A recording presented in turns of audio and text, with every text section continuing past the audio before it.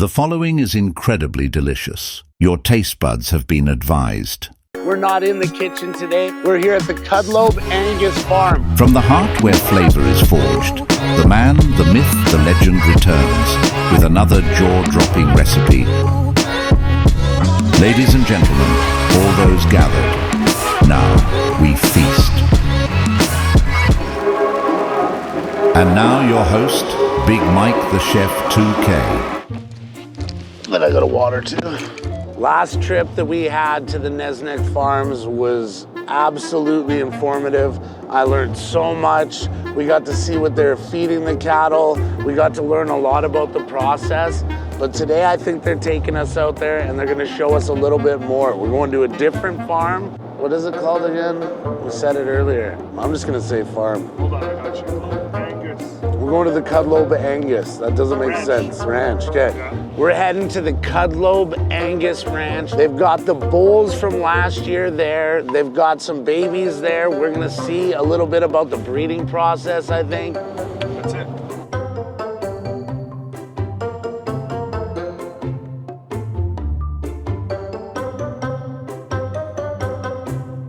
Welcome back to the Chef 2K kitchen. As you can see, we're not in the kitchen today. We're on another field trip. We're here at the Cudlobe Angus Farm, where they breed the bulls that Brad and Bruce use to make their certified Angus beef.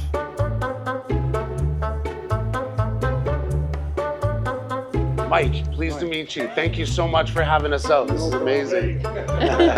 So he's the one that started it all. Well, my grandparents were here previous to him, but he started the Angus.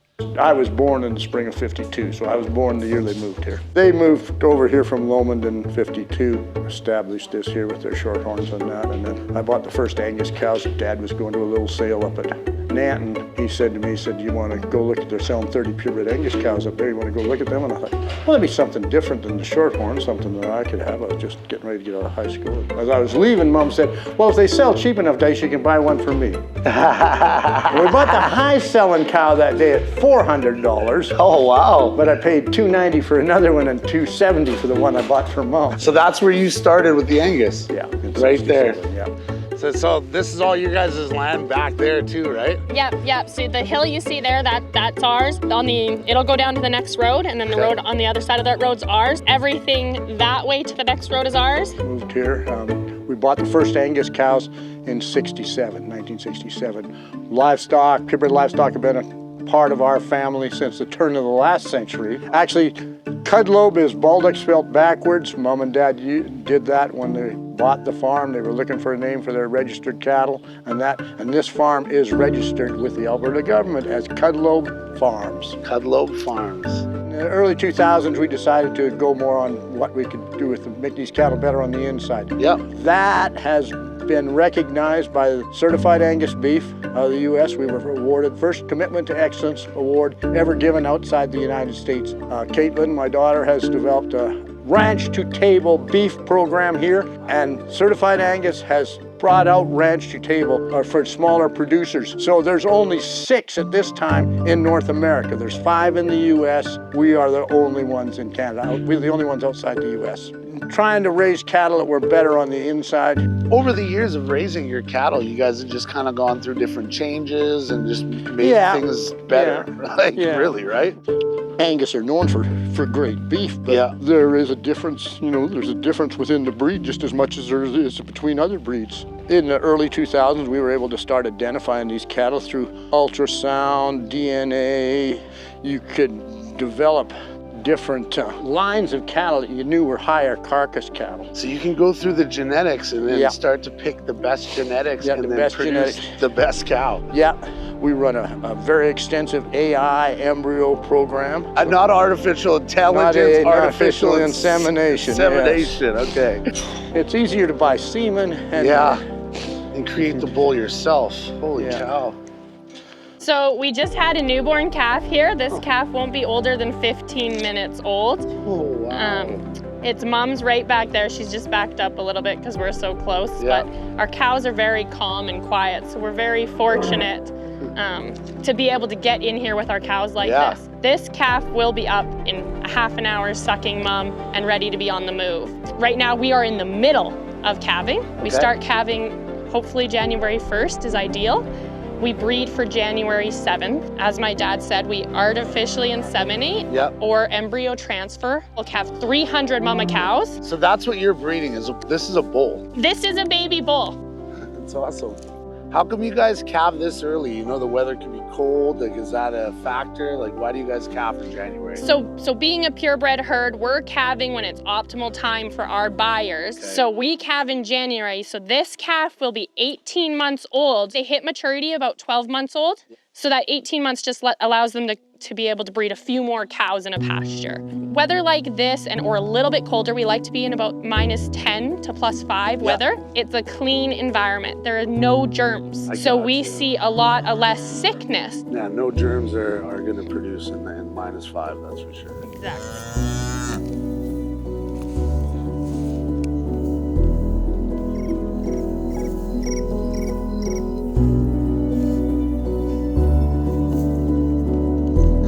The world is a hard place to enter, cold, loud, and not nearly as cozy as before. But instinct doesn't care.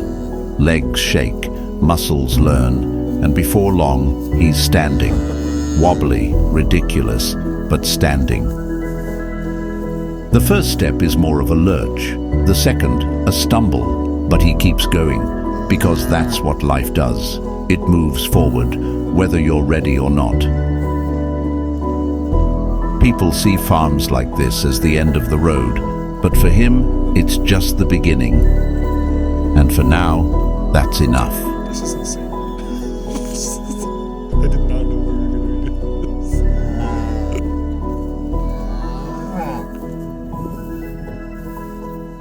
this. Steady on, little fella. The world's waiting. Mama's like, I'm out. Let's go back to the straw.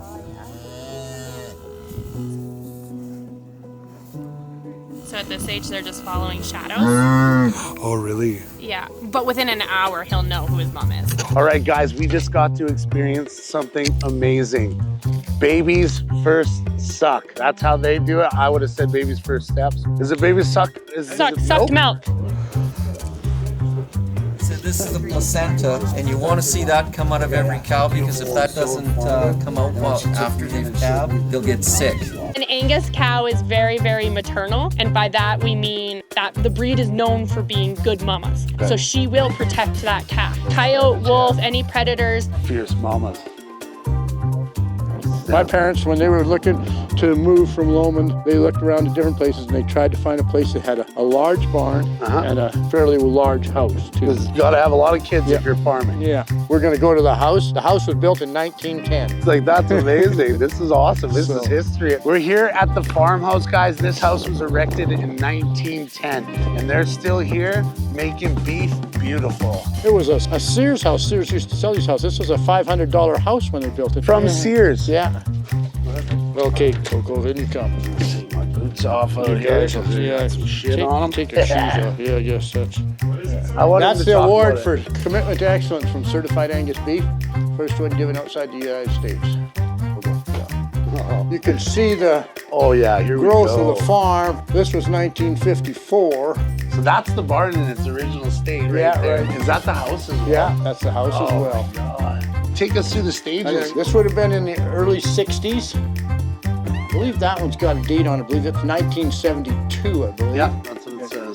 These would be the later ones. This would be early 80s, the 90s, and the 2000s. And yeah, that's amazing to see the progression of this farm over the years. I love it. Here we go, the trophy room. You guys have won many awards by the looks of things. You're gonna have to explain some of these to us. At our moments in the show ring. Oh, this is all from the Stampede. Yeah, the Calgary Stampede does. Reserve Grand Champion. That's a pretty prestigious award, right? Yeah. These are all from Edmonton Northlands up here. This Ambassador Award over here was presented to my mother in 2001 for 5 generations at Edmonton Northlands. 103 years, 5 generations. The first banner. Oh, really? In 1962, the best home-raised 4-H calf. No way. We're up here? Yeah, the lady in the blue. Is that the queen? Queen Mother. Really? Sold the Queen Mother a bull in 1982. So you guys sold her a bull. She took that back home. Yeah, took the bull home. She was the patriarch of the breed, so she had purebred Angus cattle over there. At that time, those cattle were very traditional, very small. Yep. There was a lot of Canadian cattle going into Britain to make those cattle more modern, more competitive. We sent 10 bulls back to Scotland in the 80s. It took her herd, one generation with the bulls she bought in her herd, and she was competitive back in the show ring. That's impressive to know that the genetic lines are where we're coming from. Yeah, you know what I mean? They, to send that genetics back to Scotland was a great privilege. And for sure. It's a great privilege, but we shared one of our secrets. So I'm just about to write this calf's tag. So this tag will tell me who her mother is, what her number is, what her birth date is, and who her father is. This is all recorded on my phone and goes up to the cloud. My dad can look at the information. My mom can look at the information. All of this is accessible to everyone on the farm. So back in the day, Dad wrote it. This on freaking paper, ledger? Yes. Oh, wow. Books and books of paper, and that's our tag. The color of the tag defines, at our farm, this is not all farms, defines who the owner is. So yellow is my dad's. So that's how you guys decipher whose is whose. I They heard. look very similar, I'm not gonna lie. We were recognized as one of the top 3 breeders in North America. We weren't first, but that was 44 Ranch out of Texas. You're competing against the ranches to be in Texas. considered with them Exactly. was unreal. Certified Angus beef has did a lot of studying about consumer preference, and that's why Certified Angus was developed. Started with the specs they developed in 1978. Still the same specs that are used today for Certified Angus. They're the specs that our Ranch to Table program has to have. Certified Angus, they want to have the top quality cattle, so prime and top third of AAA. When you go to a restaurant to have a steak, if you're having a AA steak, the chances is 1 in 5 you're going to have a tough steak. If you're having a Certified Angus, the chances are 1 in 50. So that's like the majority of the beef coming out of Alberta is Angus. Certified Angus has probably did more to drive the Angus breed across North America, especially in Canada here. Yeah. It has driven the Angus from being the 4th largest breed in 1994 to being the larger than all the rest of the breeds put together now. So there's a specific spot where you put the tag. So in the ear, there's 2 veins. You can kind of see 2 cartilage. Yeah. And we want to be right in between them. We always tag in the left ear. Okay. They get a tattoo in their right ear with this same number. And it's just going to pierce the ear. And just like that, it's in. Hi, buddy. So now forevermore, she is known as 77N.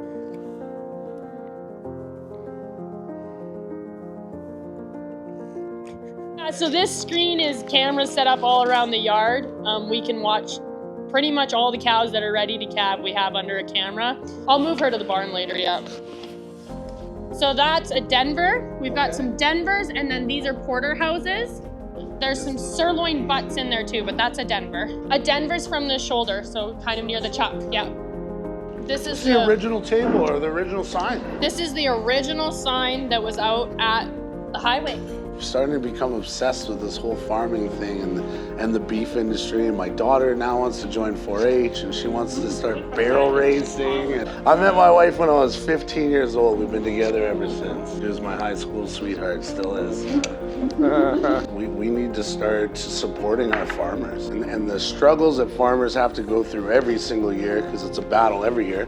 You guys are literally in a battle with Mother Nature. The biggest challenge we face as farmers and agriculture and families on farms is connecting with our consumers. I think our consumers have lost trust in us. We've allowed other people to write our stories. A lot of people think of us as factory farms. They have this vision in their mind that it's a factory, and it's not. And I have a passion for the animals and the ground we take care of. And we take care of it because we want our kids to be able to come to this. If we don't take care of it, there's no future for them here. If you don't take care of it, there's no future for any of us here. Yeah, whether it's us or it's the animals we raise, there has to be a purpose to life. Our animals' purpose is to feed us. Now, don't get me wrong, that's not to say it's not tough. You know, I was raised around them, I showed cattle, I had my favorite cows, I've cried the tears when they go to town, but it's because I care. Every single one of these cows that's born on this farm I touch. I loved when Bruce said, our job is to make sure that these cows never have a bad day. I loved that saying, that was amazing. I saw them, they looked pretty happy to me. So. So this is the Cudlobe bull catalog, and you receive it probably 3 weeks before the sale. This one, okay, like here's a bull that we bought here. Now, what interested me in this bull was the wisdom, because we've had a couple wisdom calves, and they've all turned out really good for us. The pedigrees of the bulls are here, and then it has all their performance data here. You guys make this book every year? All these pictures. You get some more. All these pictures I take, and then we also take a video of them. Okay. And that's available online for our buyers if they can't make it to the bull sale. Okay. They can actually look at these bulls visually. Structural soundness is very, very important. There are all these little notes underneath. I write all those. That's why knowing our cows is so important. We'll start picturing in October, so we give all the bulls haircuts. Yeah, well, they look beautiful. And this is the optimal stance. One leg forward on the back. It shows off their muscling in their hind quarter. So there's tricks of the trade. Yeah, I'm seeing you. Like, yeah, they all stand and their ears forward. It makes them look attractive and just a better picture. So for accurate data collection when it comes to our cattle and that catalog, we have to weigh our bulls and our heifers within 24 hours of them being born. So I have some calves that were just born this morning. I have one set of twins that needs to be weighed still. So in the last 24 hours, we've had 3 sets of twins. Typically, we don't let a cow raise a set of twins. We'll leave it on it there until we lose a calf. And then we actually have the cow that's lost her calf adopt one of these twins so that there's 1 calf per cow. Hopefully we don't lose any more calves, but you have livestock, you have dead stock. Now, the interesting thing about these 2 calves is one's a bull and one's a heifer. That's not good. The heifer will have been in the same sack as the bull calf typically. Yeah. And that means that she actually got testosterone into her system. So she could be what we call a free martin, and she will not have the right reproductive parts to breed. So what will you typically do with a cow like that? So she will actually go into our feedlot and she will end up on our consumers' plates. Come on, stand up. Oh, you're gonna be lively now. Hi. You're also lively. I know you are. Here we go. We're gonna come out the way you guys are. Okay. We're gonna go out to the main part of the barn here with both of them. Come on, sweethearts. They're like, I was sleeping. So this is the little girl. We're gonna just back her onto the scale here. And she is, she's a whopping 67 pounds. Is that good? That's small? So 67, that's kind of smaller, but you're saying... Yeah. For twins, that's really good. Okay. If we can have both twins at between 65 and 75, that's really, really good. Do you guys actually know that it's pregnant with twins, or do you have to wait till it gives birth? We don't preg check, so it's a surprise when they come. Love it. Stay right there. Point up like this. Have a look this way. Veterinarian work is what I wanted to touch on. Yeah. So you guys administer pretty much everything yourselves. You just kind of got to get a vet to write a prescription. Yeah. Here in Canada, you have to have a working relationship with a veterinarian. So we have a really close connection with the vet clinic here in Claresholm. She comes out. If I have questions, I actually just text her or shoot her a video, and she's able to walk me through things. Here on the farm, things cost a lot of money, so you got to be able to identify things on your own. Yeah. So the bags over here, this is corn silage, so it's fermented corn we've chopped up. The pit, we call it a pit with the cement sides, that will be a cereal silage, that'll be a barley mix. And then we have ground straw here that we'll mix in to the feed as well, just to bulk it up a little bit. If you don't grind it up fine enough, the cows will sort through it, take the candy and leave the rest of it. That's right, yep. So these bulls right here are all sold, and come June or July, they're gonna go out and they're gonna breed cows that will produce the calves that then end up on the consumer's plate. I just watched that cow drink that cow. Okay guys, look at this. This right here is my candy store. You guys do your own sausage as well? Yeah, beef sausage. Oh. Look at all this beautiful product. This is their label right here. Ranch to table, certified Angus beef sign on there. This right here is legendary meat. One of its legs is down, so when it's down, it can't come out. So I pushed it back in. I'm putting a chain around each one of its legs so that we can pull it out. In the wild, or if this cow wasn't close to a chute and we weren't watching her, chances are with a leg back, this calf wouldn't survive, and debatable whether the cow would survive. So I've just got it, just like you would a ponytail, I've just hooked it around both feet, and we're just gonna let mom kind of push it up here, and here comes its feet. The calf is moving, so I'm just trying to get the chains on properly so we don't break its leg, pulling it out. This is not ideal. This is not what we want. So now we've hooked these chains. You can see I've hooked it above and below, and that's to prevent pulling too hard and breaking a leg. And we're just gonna let her work. She's gonna push, and we're just gonna work with the natural body. They're assisting with the birth of a cow. If they weren't here to assist, this cow wouldn't make it.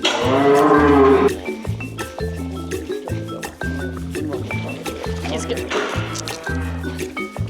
Ready? Hi, pumpkin. Hey, get a shot, ready to be in. Ready? This right here is the miracle of life. And it's a girl! Yeah. I don't know why he struggles so much to get Hey, buddy. Easy. Welcome to the Easy, world. easy. Where do you see this farm and other farms in the future? I think farms now can't be ran like my dad ran the farms, unfortunately. Not the days of family farms are gone, but the days of the family farm that only the family worked on the farm and you only had to do one thing. You know, my dad grew crops and raised cattle and just raised bulls to sell. That was kind of their thing. Crops were always to feed your bulls. Correct, yep. We've started the meat business, and I think you're going to continue to see you have to farm more. You have to raise more cattle just to pay the bills, just to stay viable in the future. You have to do more. You can't keep it as a family-run business. Yeah, unfortunately now I can't do all the work it takes. And you'll see we have interns around now, and we provide some opportunities for some young people to come and work here and learn about the business. Yep. It's hard to find good farm labor. It's a lot of work. It's physical and it's long hours. Yep. You're taking care of animals. You have to have someone that's really committed to the job. You have to have some compassion as well. Exactly. Right? The expenses of this thing is ridiculous. Yeah. So yeah, the combine costs more than my house, so it gets parked inside. Holy Well, either shit. or. If you're good, do you have her in the maternity pen Look yet? at these things.